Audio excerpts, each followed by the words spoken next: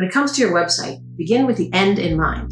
A web presence is super important in these days of mysterious social media algorithms and the uncertainty surrounding some third-party platforms. Your website is the one thing you can control. Planning for the long term is super important. Now, building the site initially or giving it a major facelift is a huge effort, and everybody's excited about that. Even before you fire up WordPress or Squarespace or reach out to vendors to build it for you, put intentional thought into what happens when the site is live or done. To treat it as a living, breathing, dynamic organism that represents your community to the world. And as your community evolves, so should your digital presence. Now, if you've hired someone to build the site, consider how it will be maintained going forward. Will you continue to have a maintenance contract with that service? And will it last multiple months or years? Or will your in-house folks be trained by that service to maintain the site? And are they committed to your long-term mission deeply enough to take website maintenance seriously and keep it up to date? We recommend ideally weekly updates of your site. We recommend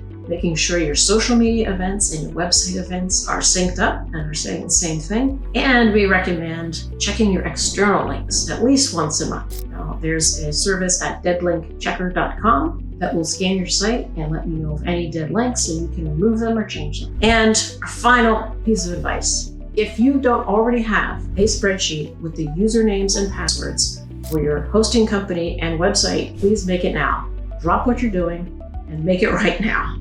I can't tell you how many times we've come across folks who have no idea because someone left who was maintaining their site. They don't know how to get into their site anymore. So it really doesn't take a lot of time. Put it in a spreadsheet, make sure it's in a secure place. This does have your passwords on it. And make sure at least more than one person knows where it is and how to access these things. You should give your website the importance of any ministry you would in your congregation.